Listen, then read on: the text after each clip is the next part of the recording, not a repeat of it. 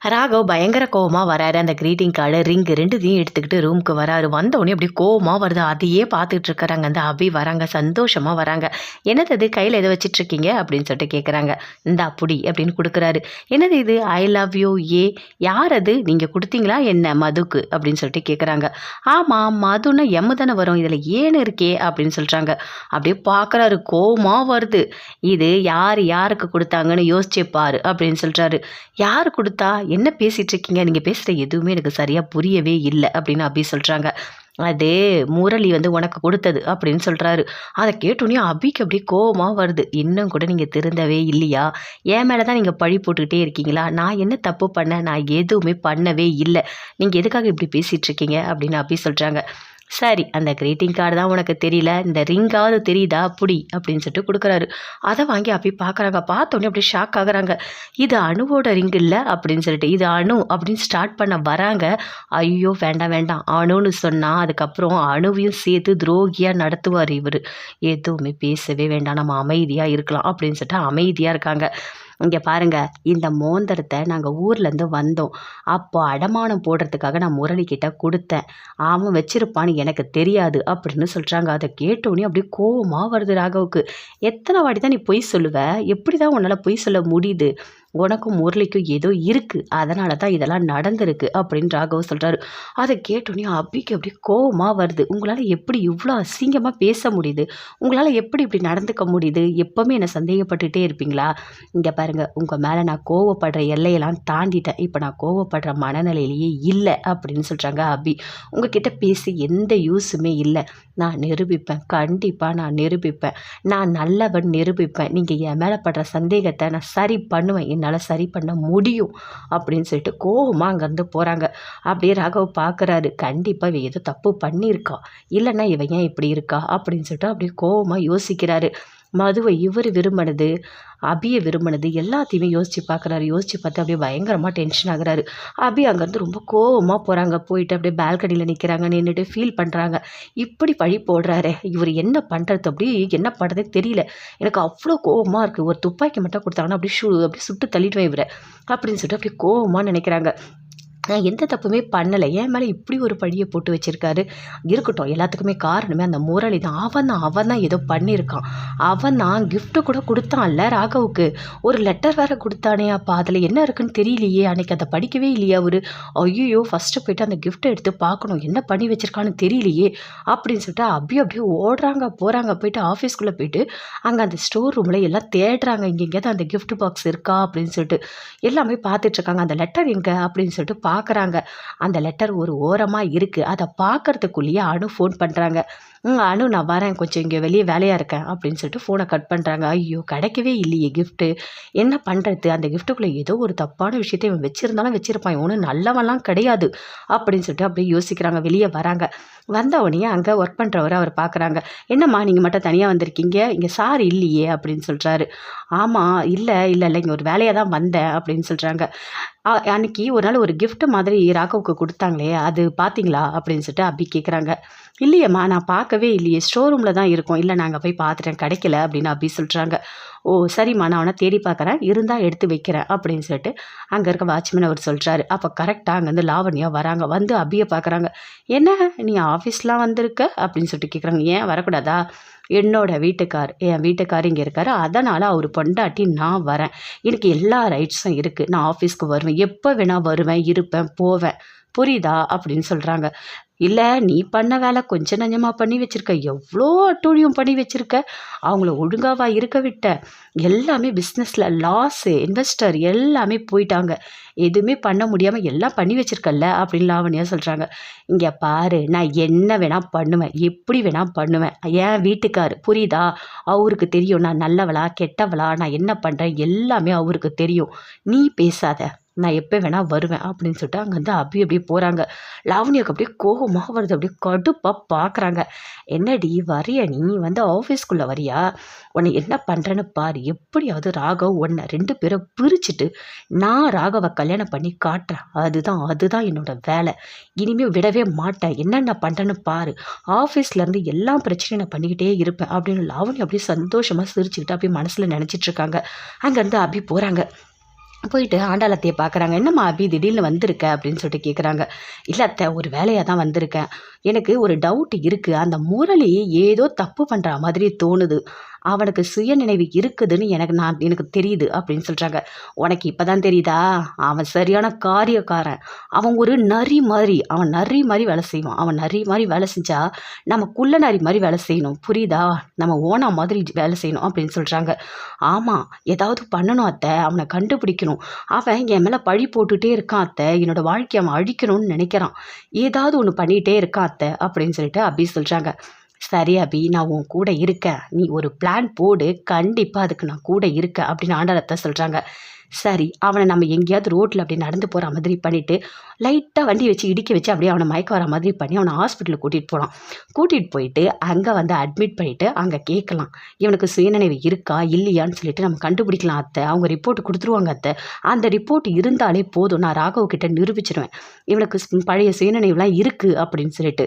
அப்படின்னு அபி சொல்றாங்க. "சரி, சரி அபி. ஆனா இதெல்லாம் நடக்கணுமே" அப்படின்னு சொல்றாங்க ஆண்டாளத்த.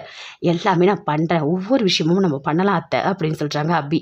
"கண்டிப்பா உன் கூட நான் துணையா இருக்கேன் அபி. நீ பண்ணு" அப்படின்னு சொல்லிட்டு ஆண்டாளத்த சொல்றாங்க. அபி ரோட்ல நடந்து வந்துட்டே இருக்காங்க. யோசிச்சுட்டே வராங்க. என்ன பண்ணலாம்? என்ன பிளான் பண்ணலாம்? எப்படியாவது அந்த முரளிய மாட்ட விடணும். கண்டிப்பா அவன இனிமே விடவே கூடாது. என்னோட வாழ்க்கைய ஃபுல்லா அவன் அழிச்சிடுவான் போல இருக்கு அப்படின்னு சொல்லிட்டு அபி அப்படி நடந்து வந்துட்டே இருக்காங்க. வரும்போது அப்படியே திரும்பி பார்க்குறாங்க. பார்த்தா அந்த சங்கர் நிற்கிறாங்க. அப்படியே பார்க்குறாங்க. பார்த்துட்டு அவன் சங்கர் இல்ல அப்படின்னு சொல்லிட்டு அப்படியே ஓடி வராங்க. ஃபாலோ பண்ணிட்டு அவனா பார்த்த உடனே அப்படியே ஹெல்மெட்டை மாட்டிக்கிட்டு அப்படியே வேகமாக பைக் எடுத்துகிட்டு போகிறான். "ஏய் நில்லுடா நில்லுடா" அப்படின்னு சொல்லிட்டு அந்த சங்கர் பின்னாடியே அப்படி கற்றுக்கிட்டே அபி ஓடுறாங்க. இவன் எப்படி பிளான் பண்ணி ஏமாத்தனான்? அஞ்சலி அக்காவோட வீட்டுக்காரன்னு சொல்லிட்டு பொய் சொல்லி ஏமாத்தனான். இப்போ இவனை கண்டுபிடிக்கணும். இங்கே தான் எங்கேயோ இருக்கான். கண்டிப்பாக மாட்டுவான். கையில் மாட்டாமல் இருக்க மாட்டான். எப்படி என்ன பண்ணுறதே தெரியலையே. ஃபோட்டோவில் எடுத்தால் கூட அவன் அதுக்குள்ளே ஓடிட்டானே, ஒன்றுமே பண்ண முடியலையே அப்படின்னு அப்படியே டென்ஷனாக வீட்டுக்கு போகிறாங்க. வீட்டுக்கு போனோடனே எப்படியாவது அவனை கண்டுபிடிக்கணும் அப்படின்னு சொல்லிட்டு அப்படியே உட்காந்துட்டு இருக்காங்க. அப்போ ராகவ் வந்து கேட்குறாரு. "ஆமாம், நீ என்ன இன்னைக்கு ஆஃபீஸ் போனியா என்ன?" அப்படின்னு கேட்குறாரு. "ஆமாங்க, ஆஃபீஸ் தான் போனேன்" அப்படின்னு சொல்லிட்டு அபி சொல்கிறாங்க. "ஏன், எதுக்காக நீ போன?" அப்படின்னு கேட்குறாரு. "அதுவா, ஒரு ஆதாரம் தேடுறதுக்காக நான் போனேன்" அப்படின்னு சொல்கிறாங்க. "ஆதாரமா? இப்போ கூட உன் தப்பு நீ ஒத்துக்க மாட்டல்ல? நீ கண்டிப்பாக தப்பு பண்ணுறன்னு தான் நான் நினைக்கிறேன்" அப்படின்னு சொல்கிறாரு.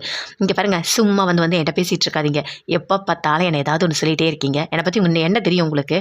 நிரூபிச்சதான் நீங்கள் நம்புவீங்களா? அப்போ டைம் கொடுங்க. அதுக்கான டைம் எனக்கு வேணும்ல. அப்போ தான் என்னால் எல்லாமே பண்ண முடியும். எப்போ பார்த்தாலும் வந்து திட்டிகிட்டே இருக்கீங்க" அப்படின்னு சொல்லிட்டு அப்படியே கோவப்படுறாங்க. அங்கே வந்து அப்படியே ராகவ் போகிறாரு. இவ கண்டிப்பாக போய் தான் சொல்கிறா. இவ ஏதாவது தப்பு பண்ணியிருக்கா.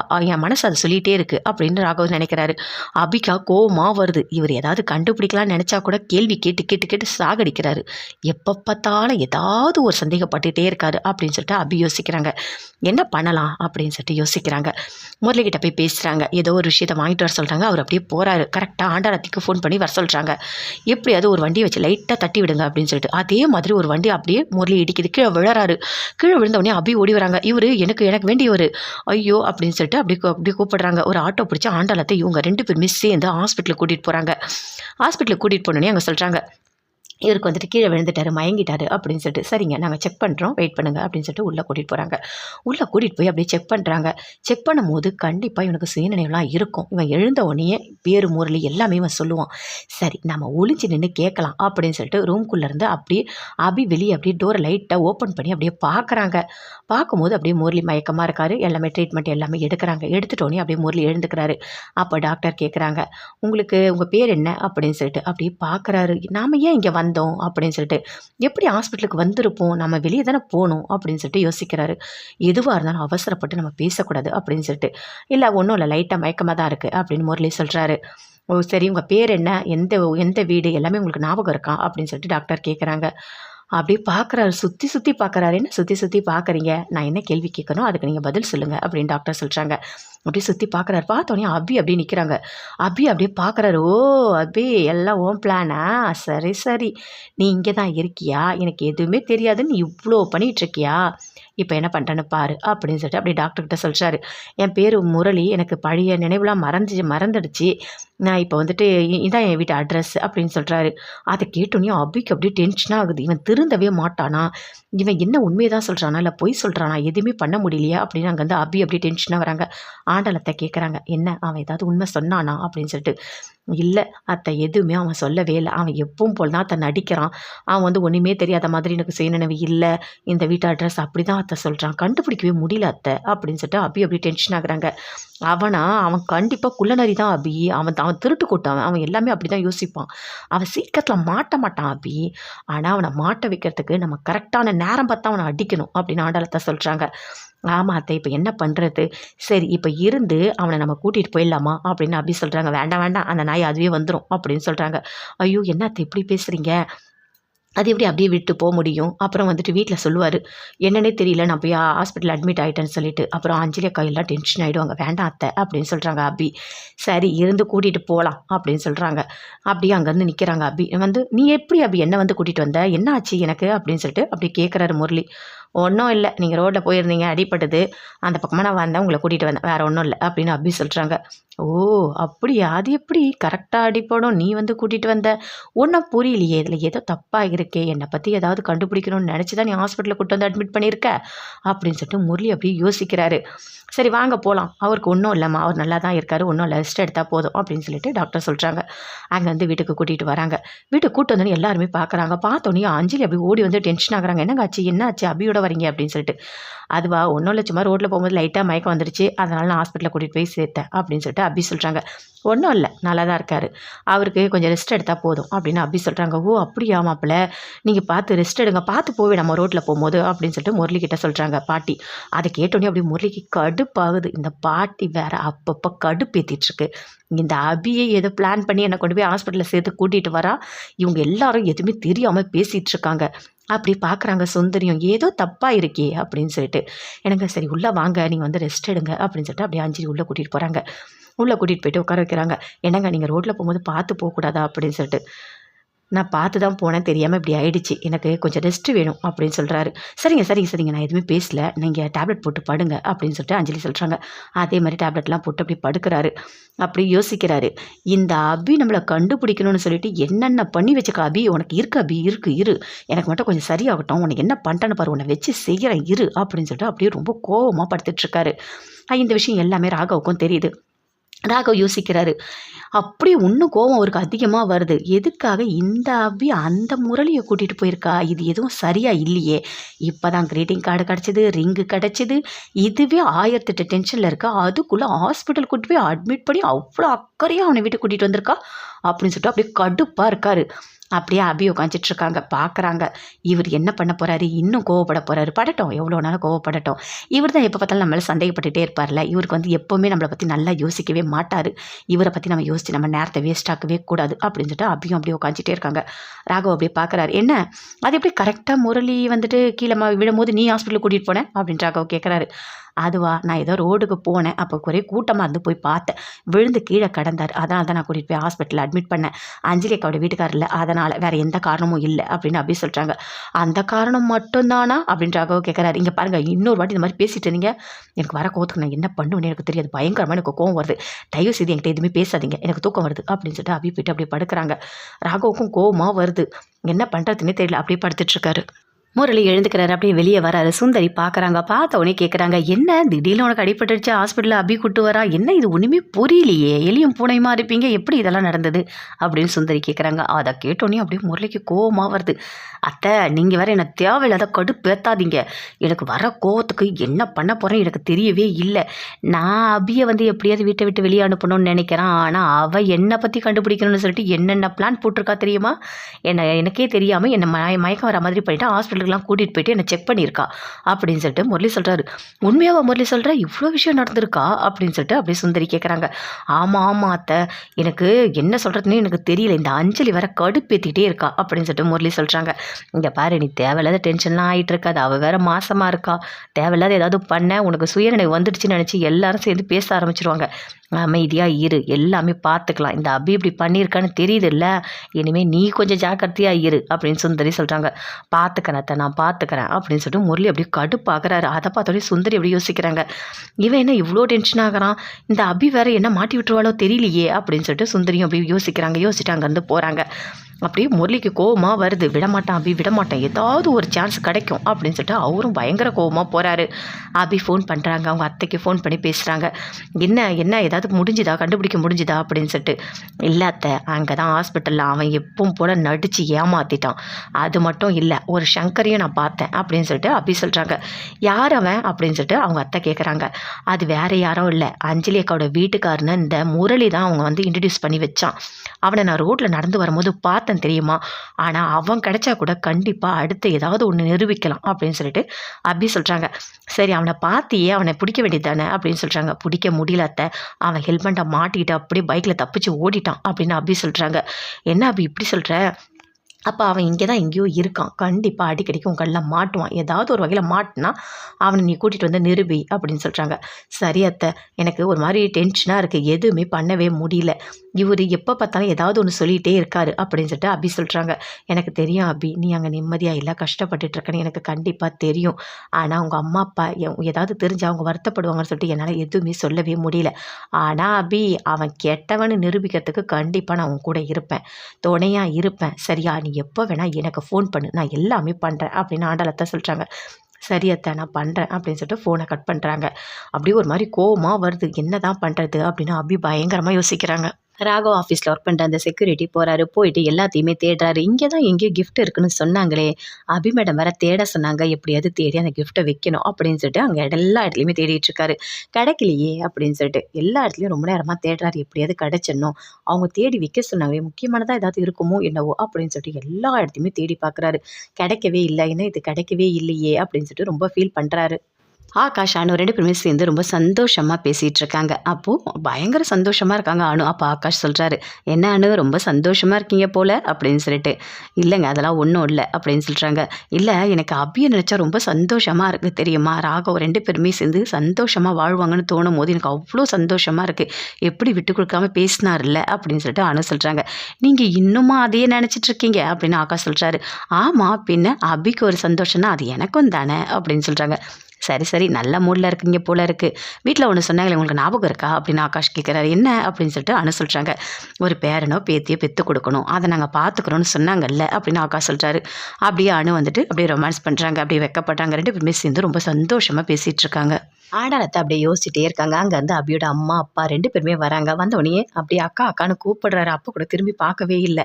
என்னாச்சு, என்ன ஏதோ ஒன்று யோசிச்சுட்டே இருக்கீங்க அப்படின்னு சொல்லிட்டு சிவராமன் கேட்குறாரு. இல்லைப்பா, ஒன்றும் இல்லை, சும்மா தான் ஏதோ யோசிச்சுட்டு இருந்தேன் அப்படின்னு சொல்கிறாங்க. என்ன போனீங்களே, வந்துட்டீங்களா அப்படின்னு சொல்லிட்டு கேட்குறாங்க. வந்துட்டோம், எல்லாமே போட்டுட்டோம், ஊறுகாய் எல்லாமே போட்டுட்டோம், இன்னும் கூட தேவைப்படுதுன்னு சொல்லியிருக்காங்க அப்படின்னு சிவராமன் சொல்கிறாரு. அதை கேட்டோன்னே அவங்க அக்கா ரொம்ப சந்தோஷப்படுறாங்க. பிஸ்னஸ் நல்லா போனாலே போதும்ப்பா அப்படின்னு சொல்லிட்டு. சரி, தேவையான எல்லாமே நம்ம போட்டுடலாம், நீ சொல்லிட்டியா அப்படின்னு சொல்லிட்டு கேட்குறாங்க. சொல்லிட்டேங்க்கா, எல்லாமே ஓகேன்னு சொல்லிட்டாங்க அப்படின்னு சொல்லிட்டு சிவராமன் சொல்கிறாரு. நீ ரொம்ப சந்தோஷமாக இருக்காங்க்கா, எல்லாமே நல்லா போயிட்டுருக்கு, பிஸ்னஸும் நல்லா போகுது.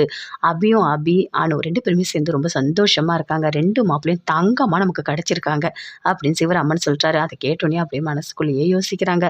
எங்கே தங்கமாக கிடச்சிருக்காங்க, அபி எவ்வளோ கஷ்டத்தில் இருக்கா, எவ்வளோ பிரச்சனையில் இருக்கான்னு எனக்கு மட்டும் தானே தெரியும்.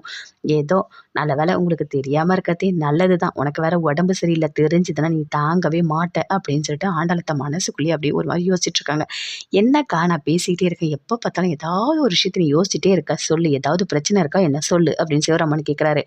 இல்லைப்பா, அதெல்லாம் ஒன்றும் இல்லை, அபியும் ராகவும் நல்லா இருக்கணும் அப்படின்னு நினைக்கிறேன், வேற ஒன்றும் இல்லைப்பா அப்படின்னு ஆண்டலத்தை சொல்கிறாங்க. சரிக்கா சரி அப்படின்னு சொல்லிட்டு 2 பேருமே அங்கேருந்து போகிறாங்க. ஆண்டலத்தை மட்டும் ஃபீல் பண்ணிகிட்டே இருக்காங்க. எப்படியாவது அந்த முரளியை கெட்டவன் சொல்லிட்டு அபி நிரூபிக்கணும், அவன் நல்லவனே கிடையாது, அபியோட வாழ்க்கை நல்லபடியாக அமையணும் அப்படின்னு சொல்லிட்டு பயங்கரமாக அப்படி யோசிச்சுட்டு இருக்காங்க. முரளி எழுந்துக்கிறாரு. அப்படியே அஞ்சலி கேட்குறாங்க, பரவாயில்லையாங்க உங்களுக்கு இப்போது அப்படின்னு சொல்லிட்டு.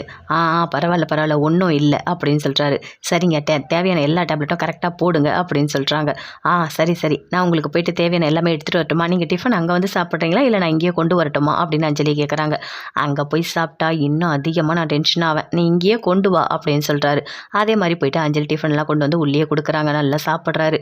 சாப்பிட்டுட்டு அப்படியே யோசிக்கிறாரு, நம்மளால் எல்லார் கூடயும் போய் சாப்பிட கூட முடியல, அந்த அபி பண்ண வேலையால் அந்த அபிமுகத்திலையும் முழிக்க முடியல. அவளை பார்க்கவே கோவமாக வருது அப்படின்னு சொல்லிட்டு முரளி அப்படியே யோசிக்கிறாரு. நாம் அபியோட சேர்ந்து வாழலாம்னு நினச்சா, ஆனால் அபி நம்மளை கண்டுபிடிக்கணும்னு நினைக்கிறா. இதுக்கு இந்த மாதிரி நடக்கவே கூடாது, கண்டிப்பாக நம்ம மாட்டவே கூடாது அப்படின்னு சொல்லிட்டு அப்படியே முரளி பயங்கரமாக யோசிச்சுட்ருக்காரு. என்னங்க நீங்கள் சாப்பிட்டு டேப்லெட் போடுங்க அப்படின்னு சொல்கிறாங்க அஞ்சலி. ஆ சரி சரி, எல்லாமே நான் பார்த்துக்கிறேன்.